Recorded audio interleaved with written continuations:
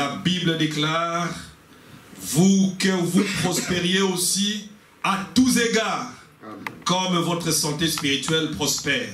Comme votre âme prospère, c'est aussi le souhait que je vous adresse ce matin, ce que vous puissiez prospérer à tous égards, au niveau santé, au niveau financier, à tout niveau, que le Seigneur vous fasse prospérer. Amen. Amen. C'est la parole de Dieu, n'est-ce pas? Amen. Prospérer à tous égards. Amen. Alors, je voulais juste vous informer que j'ai eu le pasteur aujourd'hui matin. Donc, il va très bien, par la grâce de Dieu. Et donc, il reprend son vol aujourd'hui, soir, pour arriver ici demain. Et nous allons prier le Seigneur aussi pour que le Seigneur puisse garder ce vol qui va l'amener jusqu'ici, à la fin du culte. Et que nous avons confiance que le Seigneur le gardera. Car il est écrit, il gardera ton départ et ton arrivée. Amen. Amen. C'est la parole de Dieu, n'est-ce pas? Amen. Bien. Donc, cette semaine, vous savez qu'en fait, il y a eu encore un conseil de sécurité qui s'est réuni. Et donc, pour les lieux de culte, il n'y avait pas eu, on n'a pas encore ouvert les lieux de culte. Bon, en France, on a vu que là, ils ont commencé par 30 personnes. Nous espérons que ça suivra ici aussi. Mais ici, évidemment, donc ce n'est pas encore ouvert. Et donc les gens vont continuer à suivre comme ils le font maintenant chez eux, tous les mercredis, tous les vendredis. Donc, suivre une prédication du prophète William Branham. Et nous avons suivi une prédication qui nous a richement, en tout cas moi personnellement, qui m'a richement béni toute la semaine ici, la semaine qui vient de se terminer. Et je crois qu'évidemment, toutes les prédications du prophète vous bénissent en tout cas. Amen. Amen. Amen. Donc cette semaine, nous allons continuer avec la prédication « Dieu tient sa parole ». Prêché le 20 janvier en 57, « Dieu tient sa parole ». Prêché le 20 janvier en 57. Donc, vous pouvez l'écouter le mercredi et le vendredi. Comme nous disons, commencer à 19h30, à 19h plus tôt. Vous écoutez ça pendant 1 heure. Vous priez pendant une demi-heure. Bon, j'ai confiance qu'en tout cas, vous écoutez les prédications comme c'est demandé. Comme cela est demandé, parce que je suis étonné parfois de recevoir des coups de téléphone pendant les heures pendant lesquelles le service est censé avoir lieu. Évidemment, si c'est pendant la prière, bon, en tout cas, respectons les moments de la prière, c'est les seuls instants que nous avons, parce que si vous êtes vraiment en train de prier, je ne vois pas comment vous allez me téléphoner pendant ces temps-là. Hein? Et pendant ces temps-là, donc, nous consacrons ces temps pour la prière. Si vous devez nous téléphoner ou nous appeler, contactez-nous après. Mais surtout vous aussi, consacrez ces moments dans la prière. Amen. Amen. Que le Seigneur vous bénisse.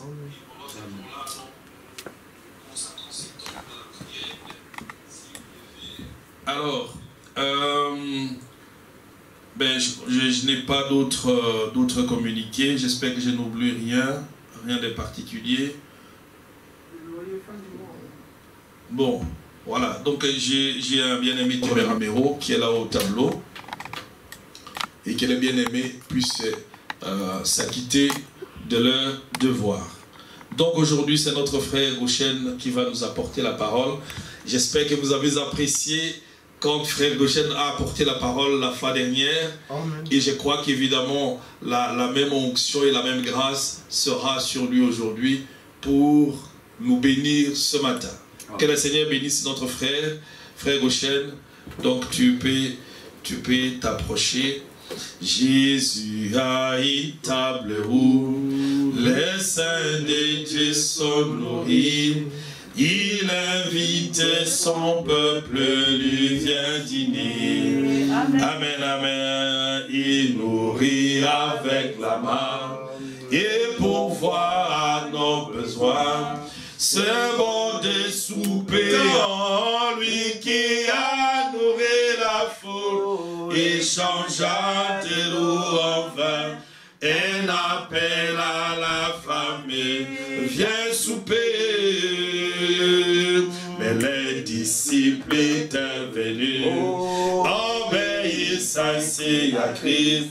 Puis le maître appela, viens souper. Amen, amen. Et là ils trouvèrent leur pain et poisson sur le feu. Il satisfait les affamés tous les temps. Viens souper, le maître appelle. Hosanna, alléluia, tu peux fêter à la table tous les temps. Et tous les temps, lui qui a adoré la foule et changea de loup en vin. Un appel à la famille. Viens souper, et là il va prendre l'épouse pour toujours à ses coutumes, et tous les hôtes du ciel vont s'assembler. Amen, amen, ça sera une belle vie. Tous les saints vêtus en blanc, avec Jésus ils vont fêter pour toujours. Viens souper, le maître appelle. Hosanna, alléluia, tu peux fêter à la table tous les temps. Tous les temps, lui qui a adoré la foule et changea de l'eau en vin. Un appel à la famille. Viens souper, viens souper, le maître appelle. Hosanna, alléluia, tu peux fêter à la table tous les temps. Mais tous les temps, lui qui a nourri la foule et changea de l'eau en vin.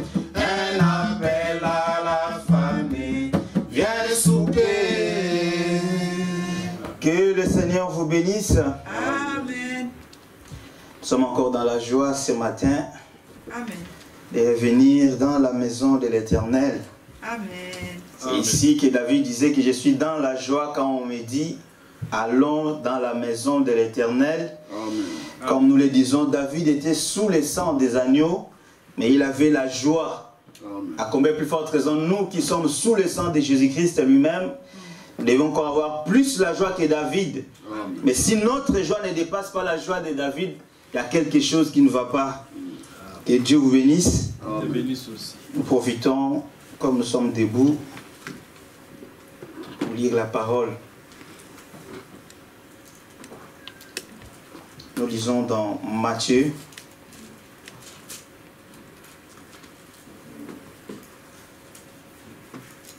Matthieu chapitre 11. Matthieu chapitre 11, le verset 6.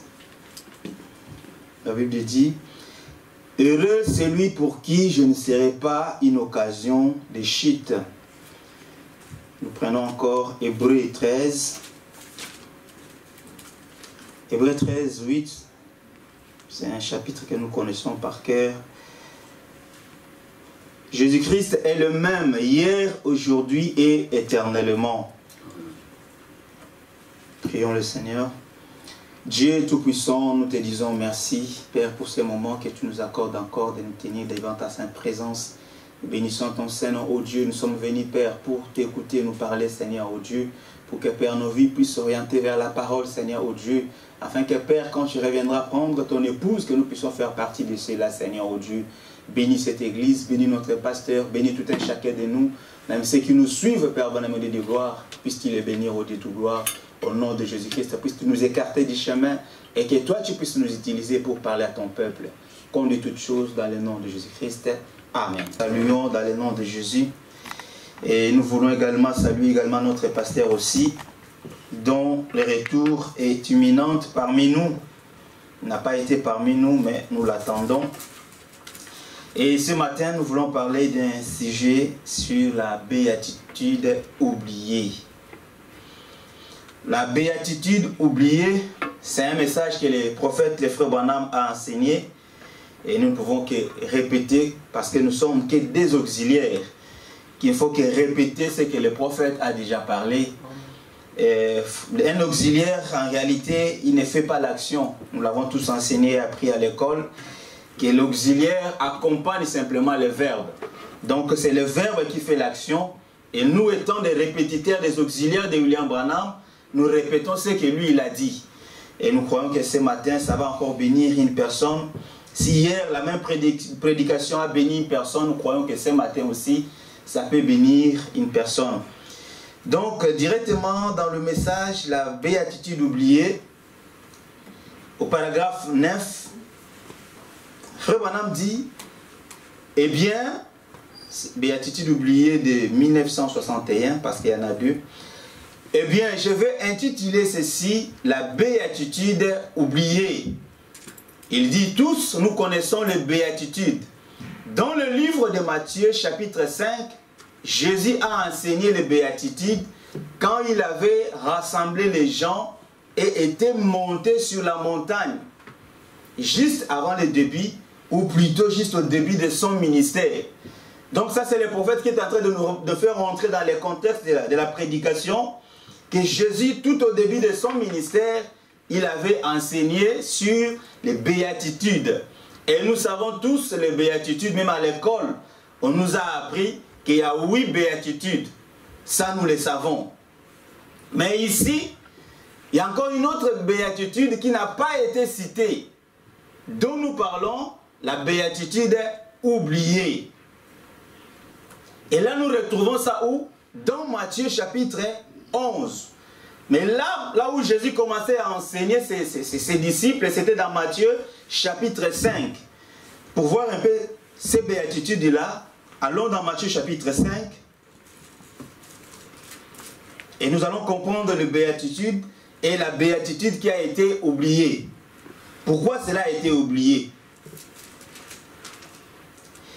La Bible dit dans Matthieu chapitre 5, au premier verset, voyant la foule, Jésus monta sur la montagne et après qu'il se fut assis, ses disciples s'approchèrent de lui, puis ayant ouvert la bouche, il les enseigna et dit, heureux les pauvres en esprit, car le royaume des cieux est à eux, heureux les affligés, car ils seront consolés, heureux les débonnaires, car ils hériteront la terre, heureux ceux qui ont faim et soif de la justice, car ils seront rassasiés, heureux les miséricordieux, car ils obtiendront miséricorde, heureux ceux qui ont le cœur pur, car ils verront Dieu, heureux ceux qui procurent la paix, car ils seront appelés fils de Dieu, heureux ceux qui sont persécutés pour la justice, car le royaume des cieux est à eux, heureux serez-vous lorsqu'on vous outragera, qu'on vous persécutera et qu'on dira faussement de vous toutes sortes de mal à cause de moi. Réjouissez-vous et soyez dans l'allégresse, parce que votre récompense sera grande dans le ciel, car c'est ainsi qu'ont persécuté les prophètes qui ont été avant vous. Amen. Ça, ce sont les béatitudes que nous connaissons tous, qui est décrit dans la Bible. Mais ici, le frère Branham est en train de nous montrer que, et même la Bible aussi le dit, il y a encore une autre béatitude qui n'a pas été citée ici. C'est de cela que nous allons parler encore ce matin. Et cette béatitude-là, nous la trouvons où? Dans Matthieu chapitre 11. Dans Matthieu chapitre 11, il est dit, heureux c'est lui pour qui je ne serai pas une occasion de chute. Donc, ce matin, nous allons parler des occasions de chute. C'est une béatitude qui n'a pas été insérée ici. Est-ce que Dieu avait oublié ça? C'est la question que nous pouvons se poser. Est-ce que Dieu peut oublier quelque chose? Le frère Branham doit nous répondre. Mais pourquoi cette béatitude n'a pas été insérée ici? Pourquoi cela a été déplacé de Matthieu chapitre 5 à Matthieu chapitre 11? Lisons un peu les prophètes pour que nous puissions comprendre qu'est-ce qu'il veut nous amener, par où il veut nous amener. Et la béatitude, c'est quoi? La béatitude, c'est juste le bonheur parfait. La béatitude, c'est une vertu, c'est une puissance. C'est ça la béatitude. Et Frère Branham me dit, dans la même prédication, toujours là-bas, là où nous sommes, eh bien, je vais intituler ceci, la béatitude oubliée. Tous nous connaissons le béatitude. Dans le livre de Matthieu chapitre 5, Jésus a enseigné les béatitudes quand il avait rassemblé les gens et était monté sur la montagne, juste avant le début, ou plutôt au début de son ministère. Il devait leur conducteur et il s'est rendu là-haut et enseignant les béatitudes. Il commença en disant, vous avez entendu qu'il a été dit aux anciens, mais moi je vous dis, et ainsi de suite. Or, Jésus était un type parfait de, il n'a pas fini, ou plutôt Moïse était un type de Jésus. Jésus était un antitype de Moïse. Amen. Moïse était un prophète. Amen. Il était un législateur. Il était en quelque sorte comme un roi au-dessus de son peuple, du peuple Israël dans le désert. Et il était né prophète. Il avait été caché loin de Pharaon, tout comme Jésus avait été caché loin de l'Empire romain. Amen. Ici, le frère Branham est en train de faire le parallélisme entre Moïse qui était le prophète, lui aussi, Dieu l'a appelé du haut des montagnes. Quand il est parti de la montagne, il est revenu, il a donné les commandements au peuple de Dieu. Et Jésus aussi, comme étant l'antitype ou la véritable chose de Moïse, lui aussi quand il vient, Frère Branham dit quand il était revêtu de sa puissance, il commença à enseigner au peuple les béatitudes. Il dit, il avait été caché loin de Pharaon, tout comme Jésus avait été caché loin de l'Empire romain. Son ministère et sa vie en ont été un type parfait tout au long. Et Moïse, après avoir amené les enfants d'Israël dans le désert, monta sur la montagne et reçut les commandements, et il est redescendu et s'est mis à enseigner les commandements. Et Jésus, quand il fut revêtu de sa puissance, il monta sur la montagne et s'assit et s'est mis à enseigner aux gens, disant, heureux ceux qui ont le cœur pur, car ils verront Dieu. Heureux les pauvres en esprit, car le royaume de Dieu est à eux. Heureux serez-vous lorsqu'on vous outragera, qu'on vous persécutera, qu'on vous ridiculisera, et ainsi de suite. Car c'est ainsi qu'on a persécuté les prophètes qui ont été avant vous. Réjouissez-vous et soyez dans l'allégresse, parce que votre récompense sera grande dans les cieux. Donc ce matin aussi, nous devons aussi être dans la joie quand on doit nous persécuter à cause de cette même parole. Si on a persécuté les anciens à cause de la parole, donc nous aussi nous devons nous attendre aux persécutions, parce que nous n'allons pas être épargnés. Il était le type parfait de Moïse, ou plutôt Moïse était le type de Jésus. Et tous nous connaissons ces types, ce qu'était Moïse et ce qu'était Jésus. Il a enseigné les béatitudes. Ça, c'est le prophète qui est en train de parler de ce parallélisme entre Moïse dans l'Ancien Testament et Jésus dans le Nouveau Testament. Mais ici, il est en train de montrer quelque chose sur les béatitudes ou la puissance de Dieu ou le bonheur parfait. Mais nous remarquons qu'ici dans la Bible, dans Matthieu chapitre 5, quand on a cité les béatitudes, il y a une béatitude qu'on avait oubliée. On va poser la question à Frère Branham, est-ce que Dieu avait oublié cela ou quoi? Mais Dieu n'avait pas oublié. La béatitude avait tout simplement fait quoi? On avait juste déplacé la béatitude de Matthieu chapitre 5 vers Matthieu chapitre 11. Donc cette béatitude ici n'était pas oubliée, mais ça a été déplacé. Donc la béatitude a été déplacée.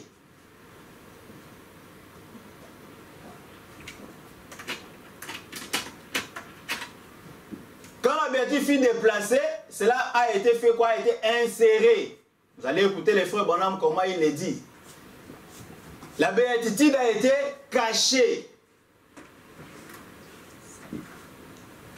Mais pourquoi la béatitude a été déplacée?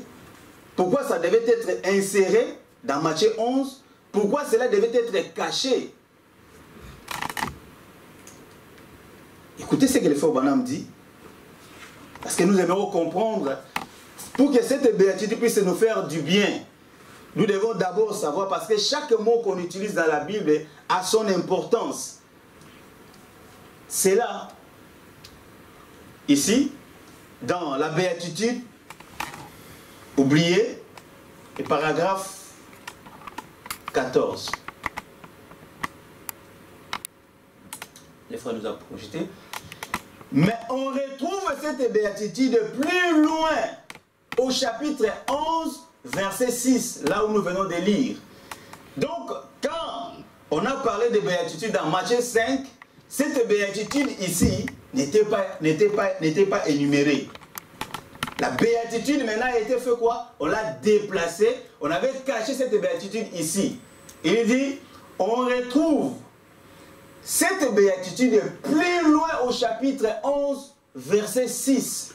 Le frère Branham me dit, et si vous ne faites pas attention, vous la lisez, vous la lirez sans vous en apercevoir et vous ne la saisirez pas.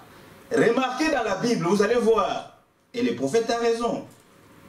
Dans Matthieu chapitre 11, tu peux laisser ça comme ça. Matthieu chapitre 11,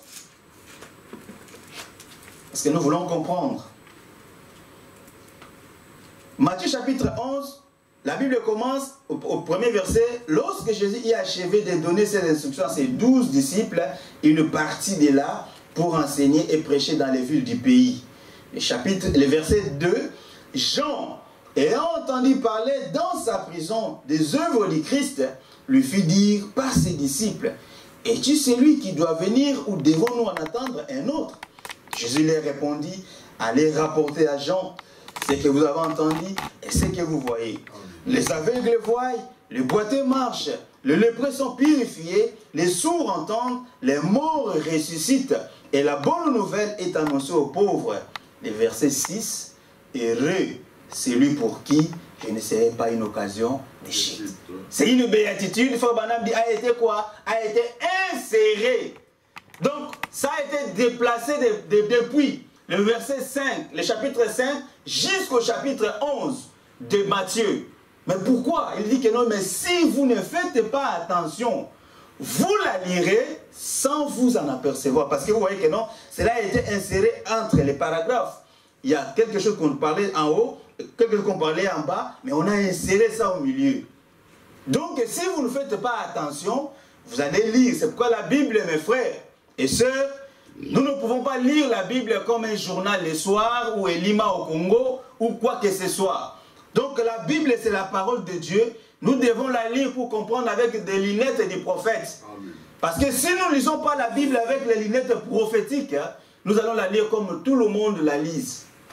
Amen. Mais pour que cette Bible puisse nous donner la vie, nous devons prendre les lunettes du prophète. C'est ce que le prophète dit, que nous devons prendre ces lunettes à lui pour comprendre, parce que la Bible c'est une grande forêt. Amen. Et cette forêt est réservée qu'aux prophètes. Amen. Et il n'y a que le prophète qui peut rentrer dans cette forêt et pour nous en donner l'explication.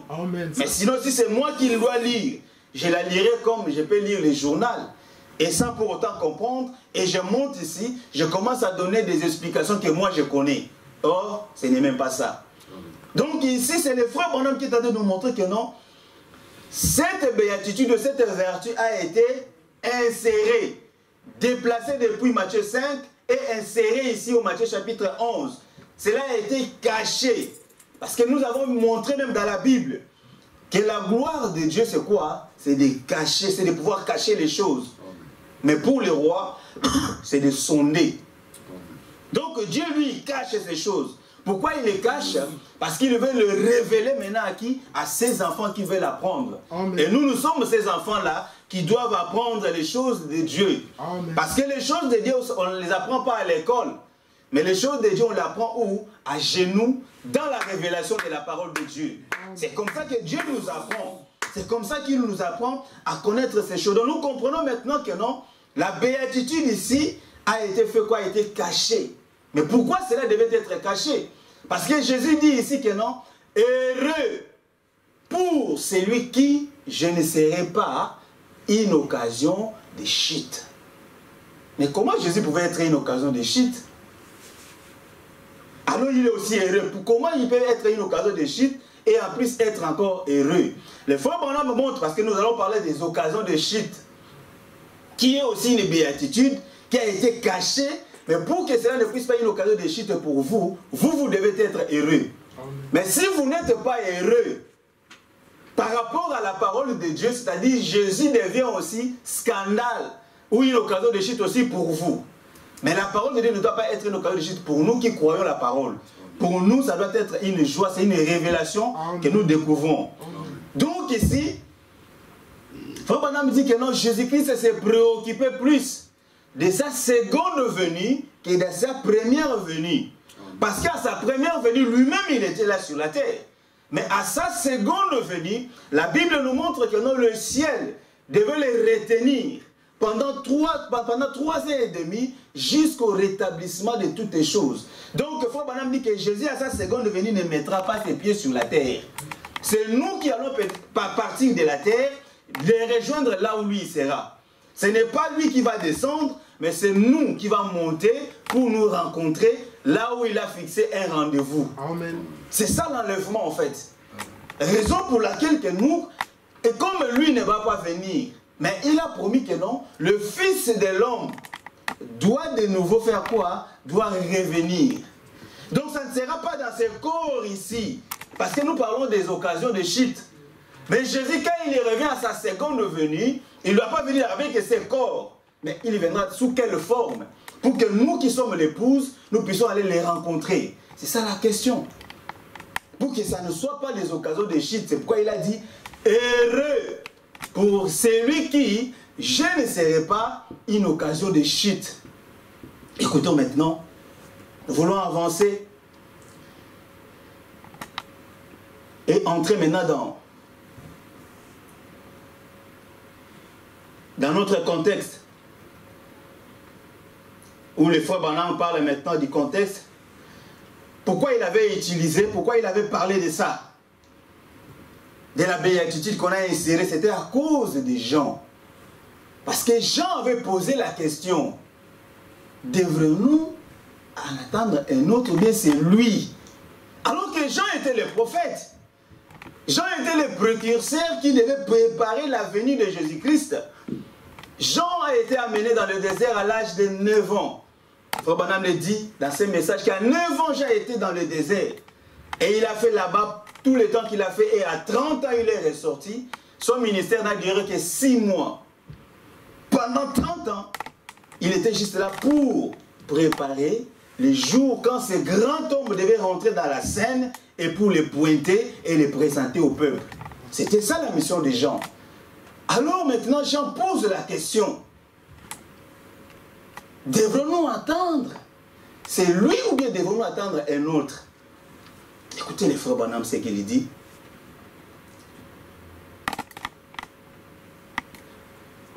Est-ce que vous êtes là? Amen.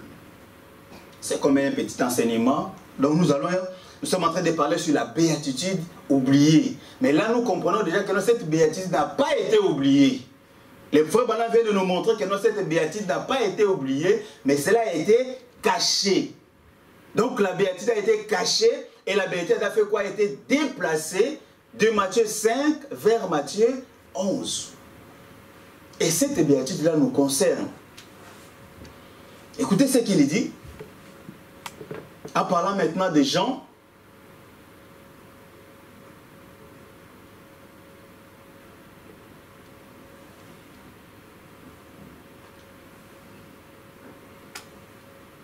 Dans la béatitude oubliée, paragraphe 89. Je crois que pour beaucoup, Jésus constitue une occasion de chute plus grande qu'il ne l'a été quiconque d'autre sur la terre. Ils sont trop vite scandalisés. Jésus, dans cette béatitude, placé ailleurs, vous voyez, là-bas il avait dit que non, c'était caché, déplacé, ici dit placé ailleurs. Et on le fait au Branham, ici il confirme encore, dans cette placé ailleurs, il est là glissé. Donc on prend la béquette là-bas, on la glisse ici. Il est là, glissé là-bas, afin que nous puissions la saisir ce soir. Nous ici, nous sommes ce matin. Eh bien, il a dit, heureux celui pour qui je ne suis pas une occasion de chute. C'est-à-dire, ne soyez pas scandalisés par moi. Peu importe ce qui se passe, tout marche exactement comme prévu. Amen. Ainsi, vous allez tout simplement de l'avant et croyez cela. C'est tout. Tout va très bien. Amen. Allez tout simplement de l'avant et croyez cela. Il continue, parce que nous sommes en train de voir un peu ce qu'il voulait nous montrer par là. Suivons un peu les prophètes, comme ça nous allons comprendre.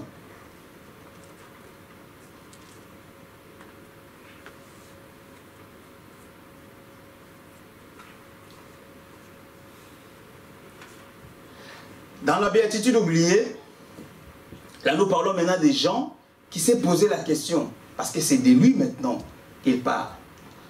Il dit au paragraphe 21, et puis, la béatitude oubliée, toujours de 1961, paragraphe 21, et puis, nous voyons là ces mêmes gens, dans cette vieille et petite prison sale, qui sentaient les renfermer avec du pain infect, qu'on lui jetait probablement de temps à autre.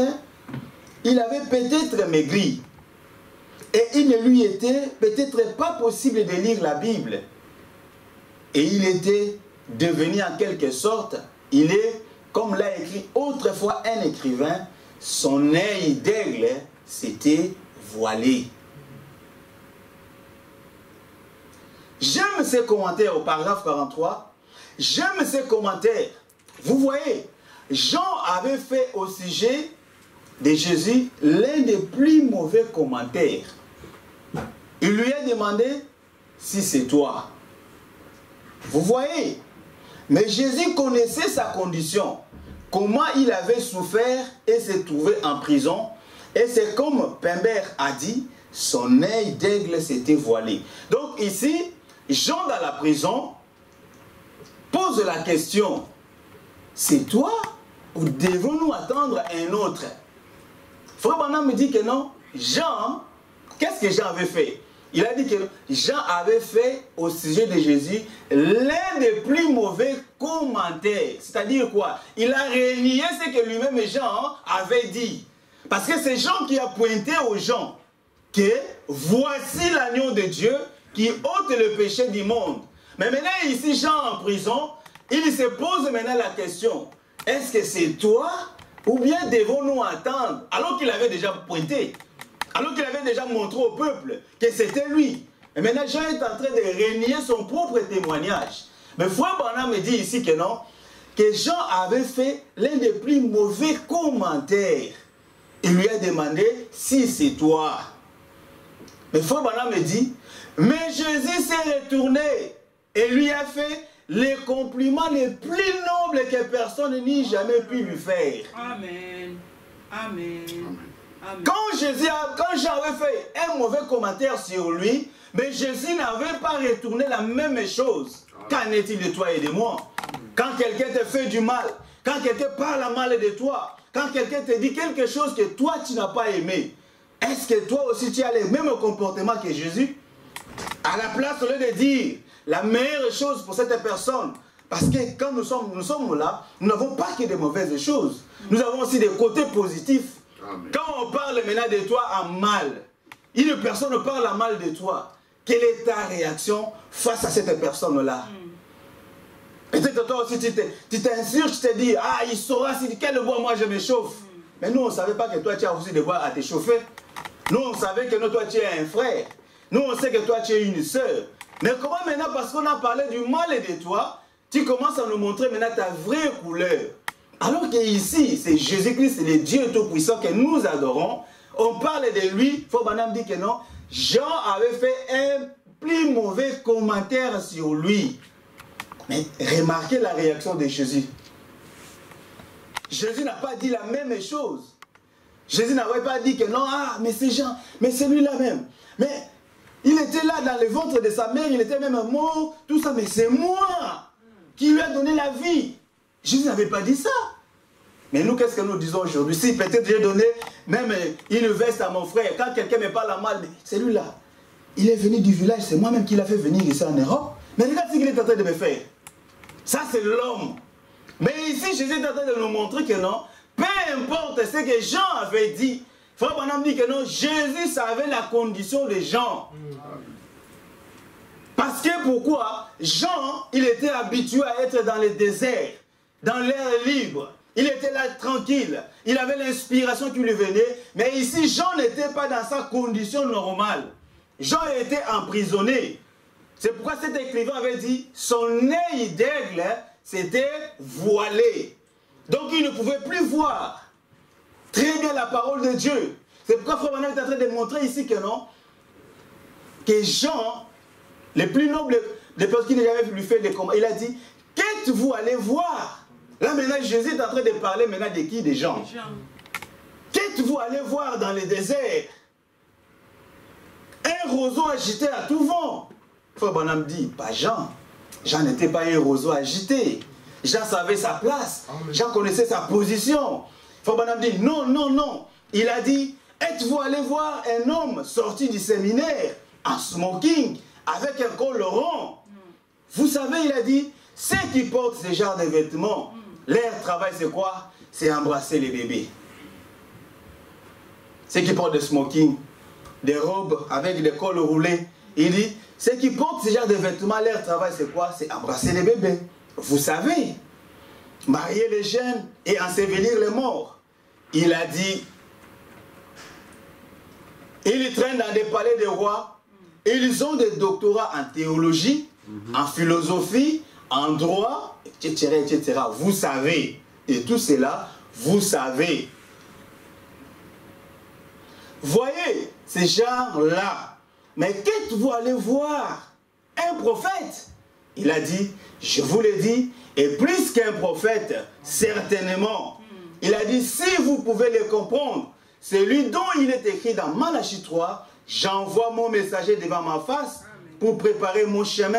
C'est de lui qu'il s'agissait. Eh bien, vous voyez, il y avait un signe. Il attendait ce signe donc. Amen. Ça, c'est le faux bonhomme qui est en train de faire maintenant, ou Jésus qui est en train de faire les commentaires des gens. Alors que Jean avait parlé, avait manqué à parler du bien pour son Seigneur, mais le Seigneur rétorque. Il parle de qu'êtes-vous allé voir dans les déserts? Un prophète? Il dit oui, plus qu'un prophète. Parce que de tous ceux qui sont nés des femmes, il n'y a pas un qui soit comme Jean. Frère Branham me dit pourquoi? Parce que Jean, tous les autres prophètes ont parlé de Jésus.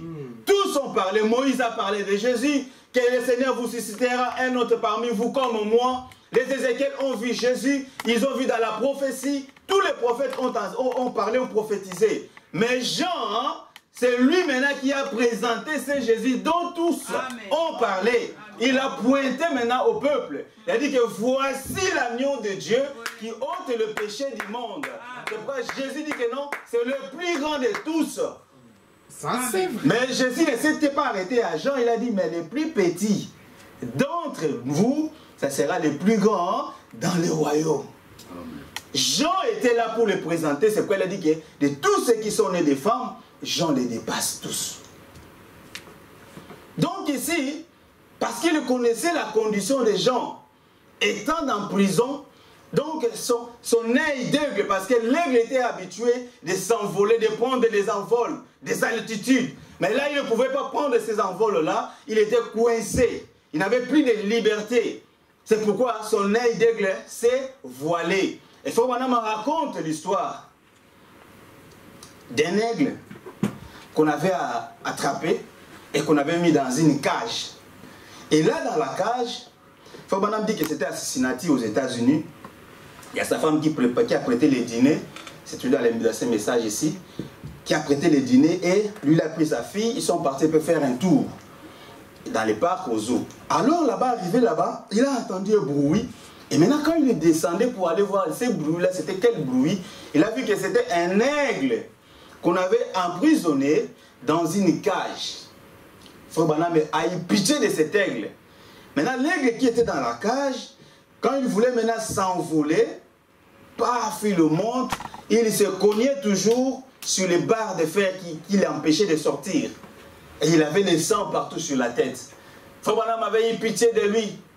Mais à la fin, il a dit, mais le pire que je vis, ce qui est plus déplorable, c'est de voir des hommes et des femmes nés pour être libres, mais emprisonnés dans des cages ecclésiastiques. Il dit, ça c'est le pire de ce que moi j'ai vu. Là c'était l'aigle, c'est juste un animal. Mais le pire des choses que j'ai vues, c'est de voir des enfants de Dieu. Vous qui êtes des fils et des filles de Dieu, nés pour être dans les auteurs, pour croire des choses profondes, mais vous ne pouvez pas croire ces choses-là. Pourquoi? Parce que vous êtes dans des cages ecclésiastiques, dans des cages des églises, dans des cages dénominationnelles, là où est que le Saint-Esprit, la parole puisse vous diriger, mais c'est maintenant c'est les hommes qui vous dirigent. Et il faut dire c'est déplorable de voir les enfants de Dieu qui devaient être là pour jubiler, pour chanter, pour croire ces choses de Dieu, mais ne peuvent pas les croire, ne peuvent pas les comprendre. Pourquoi? Parce qu'ils sont dans des cages des églises. Ça, c'est vrai. Des fois, peut-être nous parlons plus des églises catholiques, des églises protestantes, de toutes ces églises luthériennes. C'est vrai, l'église catholique, c'est la mère de toutes les prostituées. Mais est-ce que ces choses ne sont pas arrivées parmi nous? Ça, c'est vrai. Dans nos églises du message. Quand les frères Branham me parlaient, ils cognaient contre les églises là. Mais 50 ans plus tard, c'est ces mêmes églises, ces choses que nous condamnons à ces gens-là, nous ne les retrouvons pas parmi nous, dans nos églises. Est-ce que nous n'enfermons pas les enfants de Dieu dans les cages ecclésiastiques? Agapa au tabernacle, réveillez-vous. Parce que nous sommes là, en train de voir ce que le frère Branham dit. Il faut que cette béatitude qui a été cachée nous soit révélée. Pour que cela nous fasse du bien, mais nous devons la comprendre comme le frère Branham l'a dit. Nous devons la lire et la saisir. Mais si nous ne saisissons pas ça, c'est-à-dire nous allons nous retrouver comme ces gens ici, que le Seigneur est en train de blâmer ici. Nous allons nous retrouver comme eux. Nous allons nous retrouver dans des cages des églises. Ah, moi je suis d'Agapa au tabernacle. Ah, moi je suis des X tabernacle. Moi je suis d'Y tabernacle. Des cages dénominationnelles. Parce que le frère Branham m'a dit que ce message ne sera jamais une dénomination. Mais une église du message peut devenir une dénomination. Ça, c'est vrai. Ça, c'est ce que le prophète dit. Il ne peut pas le message. Mais l'église du message peut devenir une dénomination. À cause de ce que nous croyons. De ce que nous pensons. Mais Dieu, il veut nous élever comme des aigles. Parce que nous sommes créés, nés pour voir des choses de Dieu. Pour comprendre des choses de Dieu. Pour marcher avec Dieu comme Jean. Quand il était dans le désert. Il était là, frère Branham me dit, qu'il pouvait tuer ce qu'il voyait dans le désert. Il pouvait manger ce qu'il voulait. Il se nourrissait du miel. Parce que c'était ça, là, ça nous dit dans le désert. Mais une fois arrivé en prison, ici, nous avons vu que non, on pouvait lui jeter un pain infect qui était moisi. On lui envoie ça. Donc, il pouvait manger ce qu'il ne voulait pas. Pourquoi? Parce qu'il était dans une prison. Parce que là, il était dans une cage. Parce que là, il ne faisait pas sa volonté. Un prisonnier ne fait pas sa volonté. Il obéit à la volonté de celui qui l'a mis là-bas. Jean ne pouvait qu'obéir à ça. Alors que Jean, lui, il était un libre. Il était un prophète. Frère Branham dit que non, c'est le prophète. Dieu compare ces prophètes aux aigles. La béatitude est cachée. Donc maintenant, nous allons comprendre que cette béatitude-là, qui était cachée pour nous, comme le frère Branham veut maintenant nous le révéler, ça ne sera plus une béatitude cachée ou oubliée. Ça sera maintenant une béatitude révélée. Pourquoi? Parce que maintenant c'est révélé pour nous. On a parlé de béatitude oubliée, mais maintenant cette béatitude n'est plus oubliée. C'est maintenant une béatitude qui est dévoilée. Et cette béatitude, nous avons vu que non, le frère Branham nous l'a déjà montré que non ici, heureux pour celui qui je ne serai pas une occasion de chute. Donc ce que Jésus était, c'est ce qu'il doit être ce matin. C'est ça l'occasion de chute. Parce que les Grecs sont venus pour le voir. Les Grecs sont venus non pas pour voir Jésus, mais ils sont venus pour voir Dieu. Amen. Les Grecs sont venus pour voir Dieu. Mais quand ils sont venus, il faut maintenant dire que non, les Grecs à l'époque, c'est eux qui maîtrisaient l'éducation et la science. Et ils ont entendu parler des œuvres de Dieu qu'un homme, un certain homme accomplissait. Alors ils ont écouté, ils ont dit que nous aimerons voir cet homme-là, voir Dieu. Mais quand ils sont arrivés pour voir Dieu, ils ont vu un homme, Jésus, un petit homme. Ils étaient scandalisés. Les Grecs n'avaient pas cru parce qu'ils ont vu cet homme ici. Et ils voulaient voir Dieu. Mais quand ils sont arrivés pour voir Dieu, ils ont vu un homme. Il faut maintenant dire que la chair est un obstacle pour voir Dieu. Amen. La chair a toujours été un obstacle. Mais étant des aigles, nous devons nous élever pour voir ce que Dieu cache derrière la chair. Parce qu'il faut maintenant dire que la peau de blaireau, ça sentait mauvais. Mais derrière cette peau de blaireau, c'est caché la vie. Il le dit. Nous allons écouter ce qu'il dit. Suivons les prophètes. C'est ça la béatitude cachée qui est révélée pour toi et pour moi.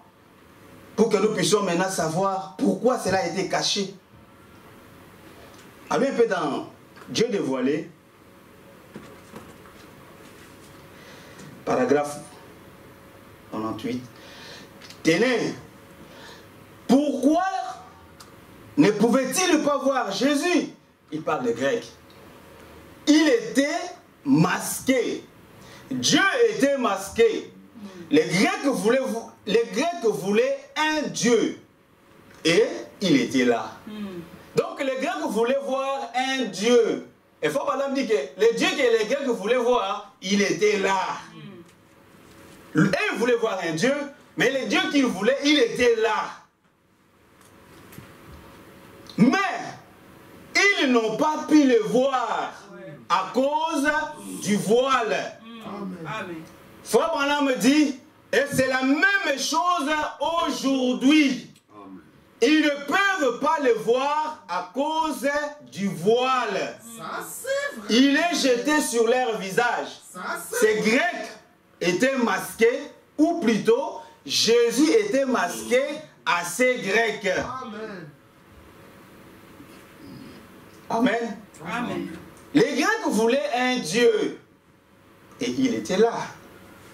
Mais ils n'ont pas pu voir à cause du voile. Ça, c'est le voile que Dieu a porté. Ouais. Mais le Dieu que les Grecs voulaient voir était à l'intérieur de ce voile ici. Mais les Grecs n'ont pas pu voir parce que quand ils sont venus, ils ont vu un homme. Ils étaient scandalisés. Ça, c'est vrai. Or, Jésus avait dit quoi? Heureux pour celui, je ne serai pas une occasion de chute. Les Grecs arrivent pour voir Dieu, ils voient aussi Dieu, mais ils ne peuvent pas croire parce que c'est un homme. Ça, c'est vrai. Non, ils ont dit non. Le prophète dit, et c'est la même chose aujourd'hui. S'il faut Balaam dire que c'est la même chose aujourd'hui, c'est-à-dire c'est la même chose aujourd'hui. Donc nous aussi, comme nous sommes là assis, et ceux qui nous écoutent, nous voulons aussi voir Dieu. Frère Balaam voulait nous dire quoi? Et il est là. Mais maintenant, nous devons aussi maintenant regarder ce Dieu-là, qui est là, pour que nous puissions le voir. Et il dit, c'est la même chose aujourd'hui, parce que nous avons lu dans Hébreux 13, 8. La Bible dit, Jésus-Christ est le même hier, aujourd'hui et éternellement. Frère Branham ajoute, à l'exception de son corps physique. Amen. Donc il est le même hier, aujourd'hui et éternellement. Mais le même Jésus, c'est-à-dire c'est la même parole qui a été hier. C'est la même parole qui doit être aujourd'hui et c'est la même parole qui sera demain. Amen. Mais avec des formes différentes. Donc nous devons maintenant être capables de le voir dans la forme qu'il prend aujourd'hui. Si nous ne sommes pas capables de le voir dans sa forme d'aujourd'hui, c'est alors que nous serons scandalisés. Amen. Que Dieu Alors que Dieu ne veut pas que nous puissions être scandalisés. Amen. par rapport à la forme qu'il est en train de prendre. Parce qu'il faut pas parler d'amorphé. Le Dieu qui s'est amorphé, le Dieu qui change de forme. Nous devons le suivre dans la forme qu'il est en train de prendre. Quelle forme ce Dieu-là a pris aujourd'hui? Parce qu'il est dit que c'est la même chose aujourd'hui. Ils ne peuvent pas le voir à cause du voile. Oui. Amen. Amen. Amen. Moi, je me sens déjà bien. Amen. Il est jeté sur leur visage. Ces Grecs étaient masqués, ou plutôt, Jésus était masqué à ces Grecs-là. Nous allons continuer.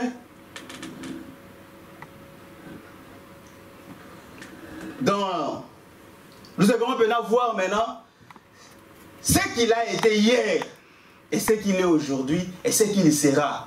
Pour que nous ne puissions pas être comme les Grecs. Parce que nous sommes appelés l'épouse. Or, c'est l'épouse qui connaît exactement son mari. C'est l'épouse qui connaît qu'est-ce que mon mari aime bien manger. Ça, c'est vrai. Ce n'est pas ma petite sœur qui va me dire à Gauchaine, elle aime manger ça. Non, c'est Olivia qui sait ce que moi j'aime. Pas une autre femme. C'est elle qui connaît exactement ce que moi je veux et ce que moi j'aime. Je peux juste la regarder sans pour autant lui dire quelque chose. Là, elle sait déjà que notre Gauchaine veut me dire ça, et elle va le faire. C'est ça. Et ici, nous aussi, en tant que l'épouse de Jésus-Christ, c'est nous qui devons être informés. Parce que Esther a été informée du roi par qui? Par le conseiller du roi. Les autres femmes sont venues. Elles ont pris ce qu'elles voulaient. Les autres voulaient des mèches. Moi, je veux des brésiliennes. On leur a donné des brésiliennes. Moi, je veux des maquillages. Pour plaire au roi, on leur a donné des maquillages. Moi, je veux ceci. On leur a donné ce qu'elles voulaient. Mais à Esther, on lui a dit quelque chose qu'Esther a vu. Et quand elle est venue, Esther n'a pas demandé les chevaux du roi. Esther n'avait pas demandé de belles voitures du roi. Esther n'avait pas demandé de palais du roi. Parce qu'elle savait, si j'ai le roi, j'ai les voitures. Si j'ai le roi, j'ai les chevaux. Parce que les autres disent, ah, si j'étais à la place de Vashti, marcher sur ces chars-là, à côté du roi. Le roi a vu que non, celle-là a besoin de chars. Que Vashti marchait.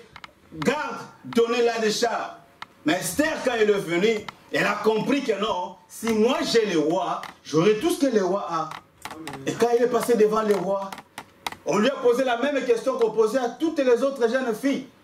Pensez-vous que non, ces jeunes filles-là, toutes étaient des vierges. Toutes étaient pures. Il n'y avait pas aucune de ces jeunes filles-là qui était essuyée. Non, toutes étaient pures. Mais, elle arrive devant le roi, elle dit la chose juste. Amen. Je veux le roi. Le roi était étonné. Et voilà la personne qui a compris. Et Esther te représente ma soeur. Esther te représente mon frère. Esther me représente moi. Nous aussi, nous voulons qui? Nous voulons le roi. Amen. Le Seigneur Jésus-Christ. C'est lui que nous voulons. Amen. Parce que les dons qu'il nous donne, hein, ce sont les dons. On appelle ça aussi dons.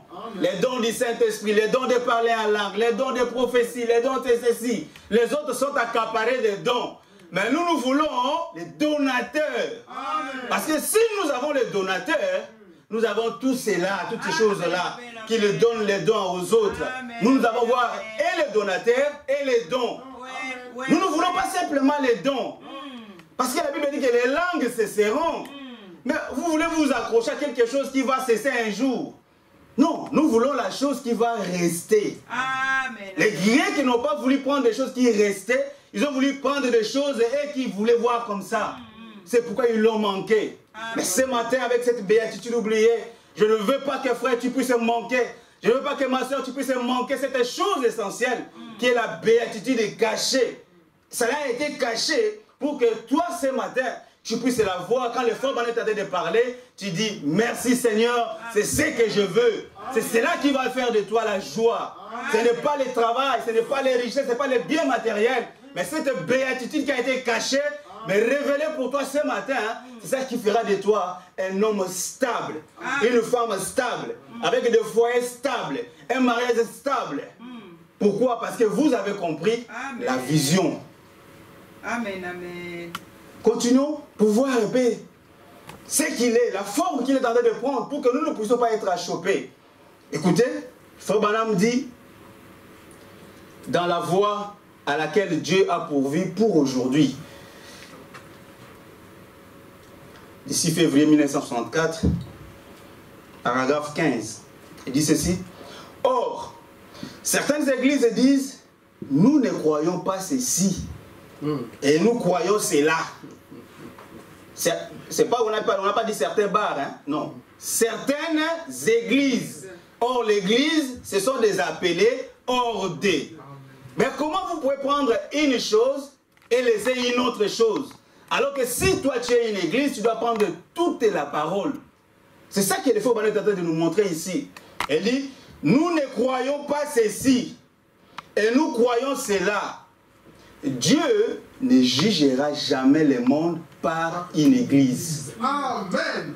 Amen. Il le juge par Jésus-Christ. Et Jésus est la parole. Il jugera le monde par la parole. Amen. Donc, Frère Branham maintenant fait la distinction ici. Parce que s'il vient, il doit juger l'église, le monde par rapport à l'église catholique. Branham pose la question, laquelle des églises catholiques? Parce qu'il y en a beaucoup. Ça c'est vrai. Les Romains vont dire que c'est nous qui avons la vérité, parce que c'est nous l'église universelle. Les orthodoxes vont dire la même chose. Mais par quelle église?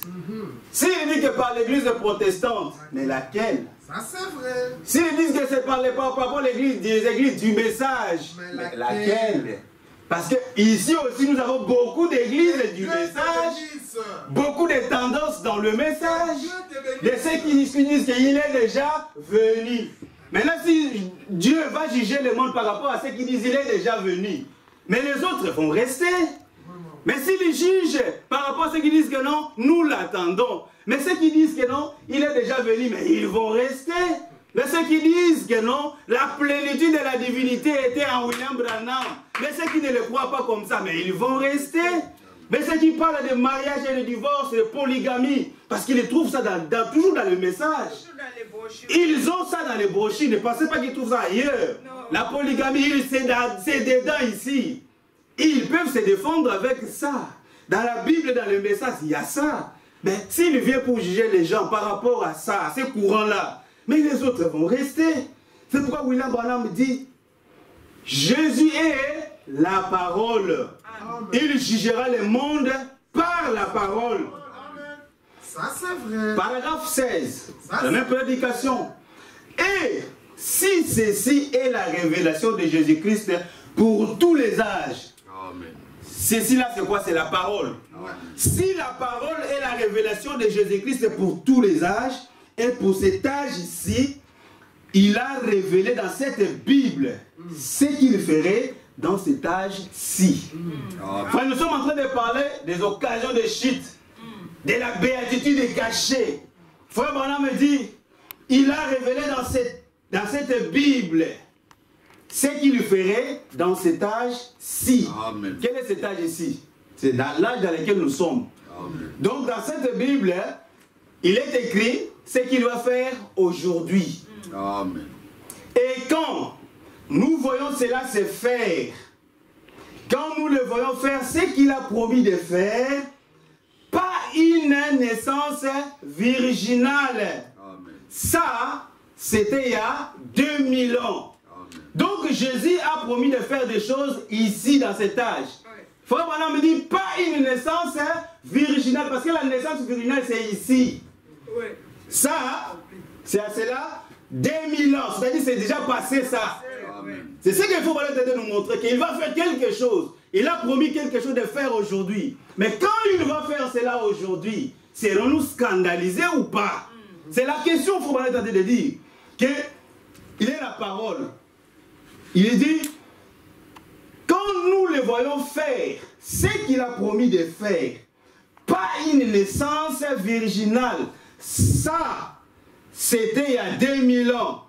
Mais ce qu'il a promis, suivons le frère Branham, de faire aujourd'hui, ce qu'il a dit qu'il ferait aujourd'hui, c'est ça qu'il est aujourd'hui. Amen. Donc ce que Dieu a promis de faire aujourd'hui, c'est ça qu'il est aujourd'hui. Ça, c'est une image, il y a de cela 2000 ans. C'est ce qu'il était à l'Est. Et maintenant, il continue de parler. Suivons-les. Qu'est-ce qu'il a promis de faire aujourd'hui, frère Branham? Dites-nous, dans les procès, prêché le dimanche 19 avril 1964, paragraphe 77, il dit ceci. Ça, c'était les procès, c'est sa prédication.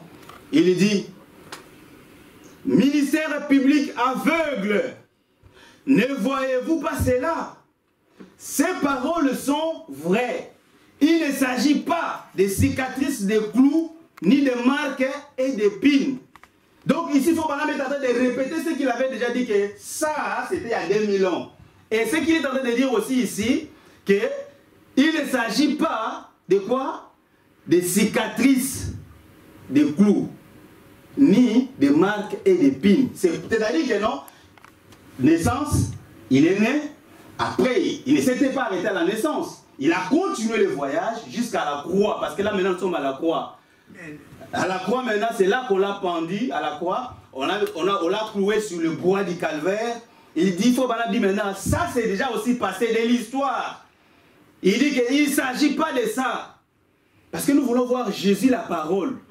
Pour que nous ne puissions pas être scandalisés comme les Grecs. Il dit, ni de marques et d'épines. Au paragraphe 78, il dit, c'est le Fils de Dieu personnifié dans son Église. Donc ce qu'il est aujourd'hui, ce que la Bible a promis de faire aujourd'hui, c'est quoi? Frère Branham dit, c'est le Fils de Dieu personnifié dans son Église comme Fils de l'homme. Amen. Amen. Donc là maintenant nous savons, nous commençons maintenant à comprendre que ce qu'il a promis aujourd'hui, il doit être comme, il doit venir comme Fils de l'homme. Mais qui doit venir comme Fils de l'homme? C'est Jésus-Christ en fait. Donc c'est lui qui doit venir comme Fils de l'homme. Mais comme je vous ai dit déjà que non, à sa seconde venue, Frère Branham me dit, il a 3 noms. 3 noms de fils. Amen. Fils de l'homme. Fils de David, fils de Dieu. Fils de l'homme. Fils de Dieu. Et fils de David. Abraham dit que non, à sa première venue, il est venu comme fils de l'homme. Pendant les âges, il est fils de Dieu. Le Saint-Esprit, Dieu en nous. La 3e venue, il sera le roi. Ça, c'est fils de David. C'est-à-dire, il est le roi, c'est sur le trône. Mais Abraham me dit, entre fils de l'homme et fils de Dieu, il revient comme fils de l'homme de nouveau. C'est là dans la Bible, c'est ce qu'il a promis. Il doit revenir comme fils de l'homme de nouveau. C'est ce qu'il est en train de dire, il a dit ici. C'est le fils de Dieu, parce que le fils de Dieu c'est ici. Personnifié comme fils de l'homme. Maintenant le fils de l'homme c'est qui? C'est un prophète. Ici il était un Dieu prophète quand il est venu à l'est, là-bas. Il devient fils de Dieu, c'est le Saint-Esprit ici, pendant les âges, et à la fin, il devient comme fils de David. Mais entre ces deux venues, ces deux espaces-là, il revient comme fils de l'homme, parce que Frère Branham dit que non, sur cette terre, il y a 3 groupes de gens. Il y a les Juifs, il y a les Samaritains,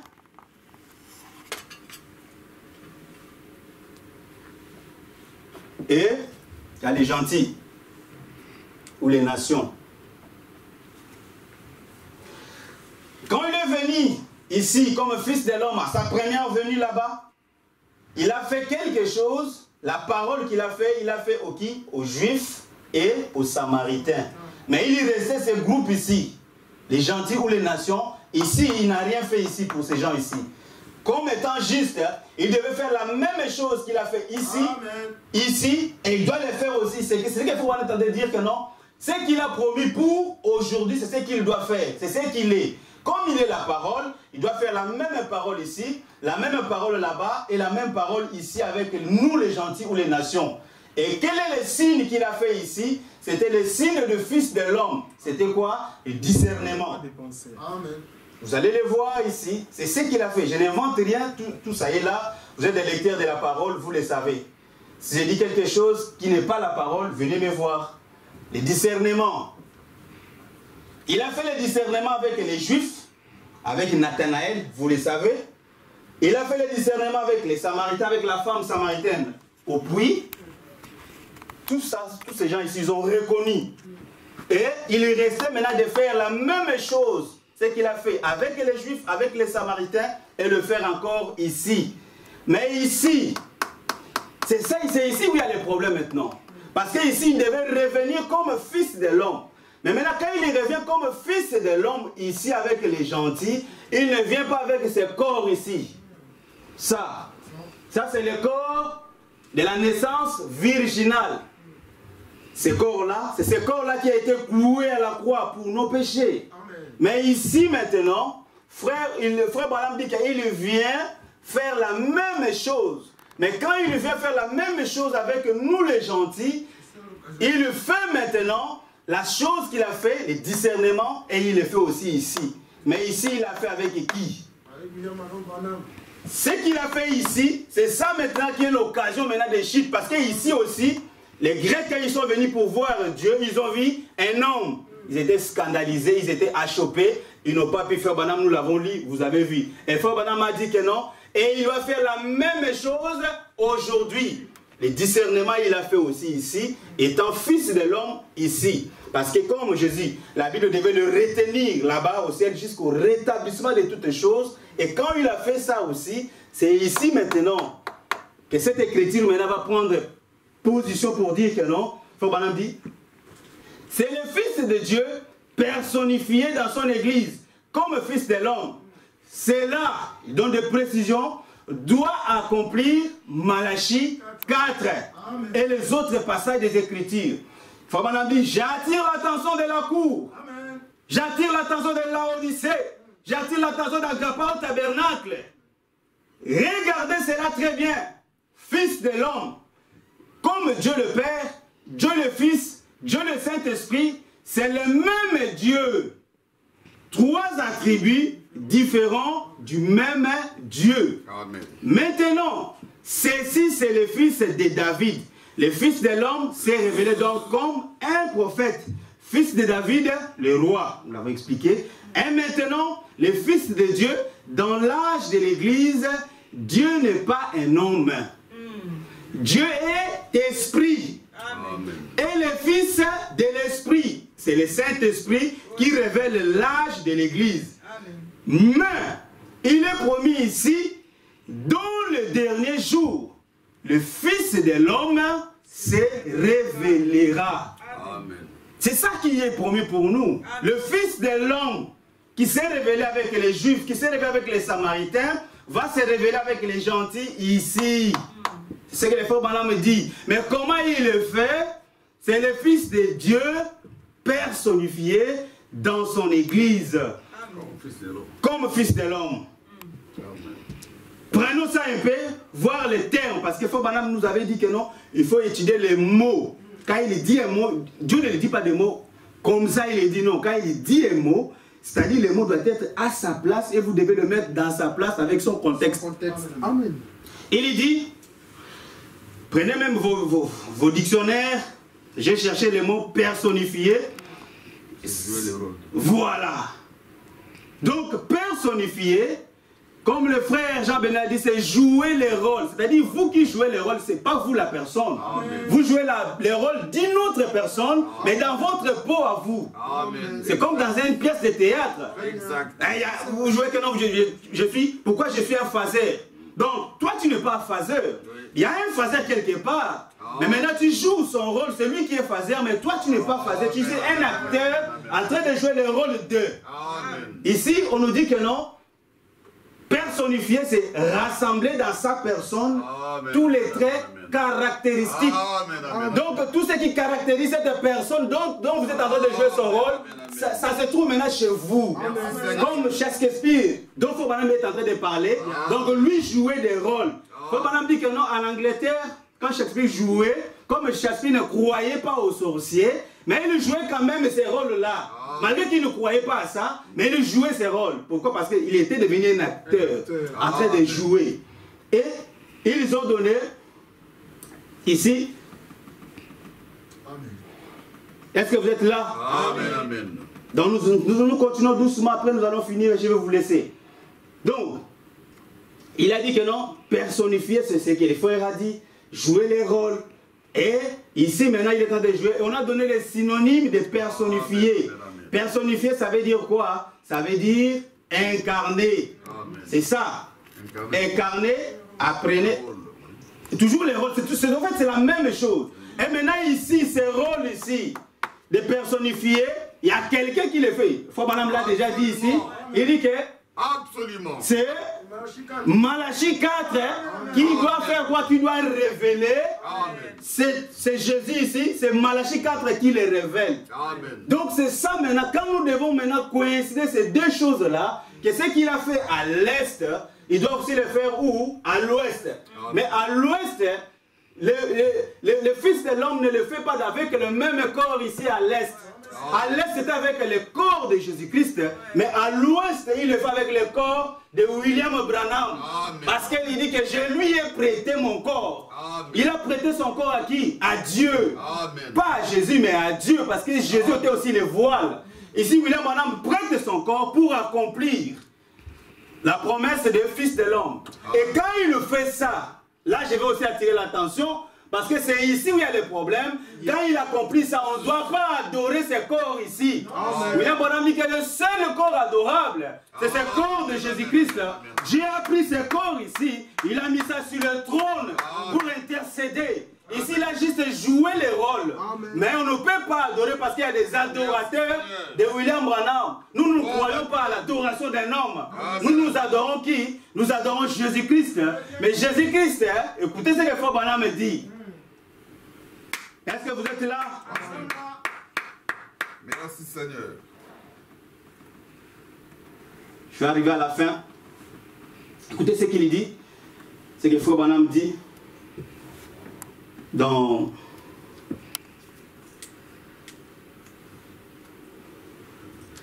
Pourquoi la petite Bethléem? Frère Jean, si tu peux me projeter ça.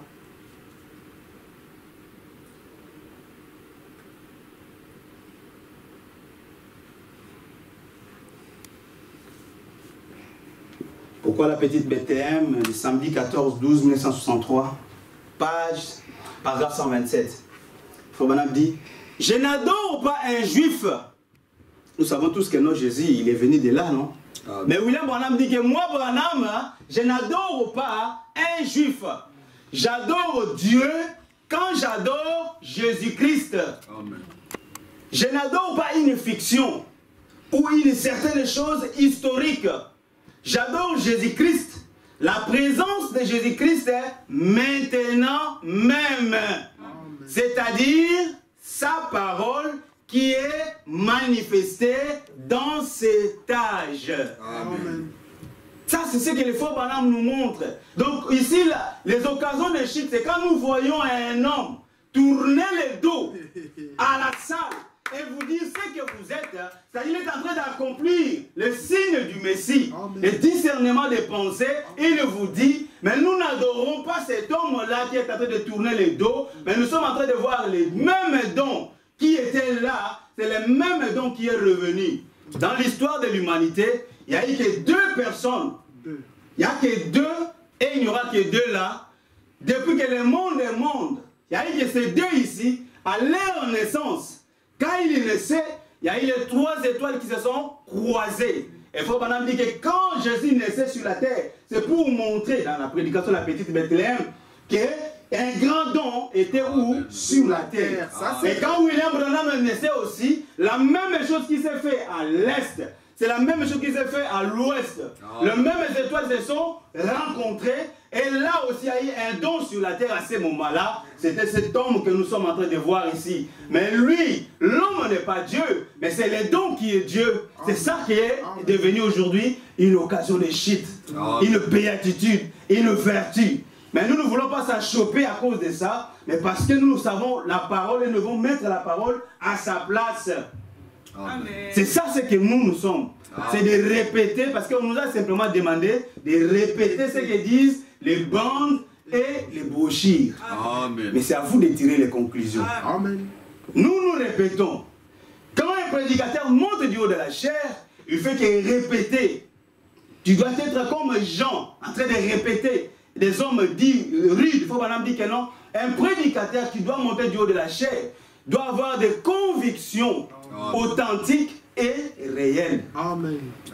Pour monter derrière la chair, vous devez avoir des convictions. Vous ne devez pas garder silence. Quand il y a quelque chose à dire, vous devez le dire, parce que ce n'est pas votre responsabilité, mais c'est à lui, le prophète de l'âge, qui doit répondre. Parce que c'est lui qui est le responsable de cet âge ici. C'est lui qui répondra, ce n'est pas toi. Dieu ne viendra pas te demander à toi. Il lui demandera au chef qu'il a établi. C'est à lui de rendre le compte. Et si toi tu répètes ce que lui il a dit, alors toi aussi tu es épargné. Mais quand tu commences à ajouter, c'est là qu'il y a le problème. Nous ne voulons pas ajouter. Il est dit dans, pourquoi la petite la béatitude oubliée, page 5, paragraphe 54, qu'a fait l'Église? Elle s'est éloignée pour entrer dans le catholicisme.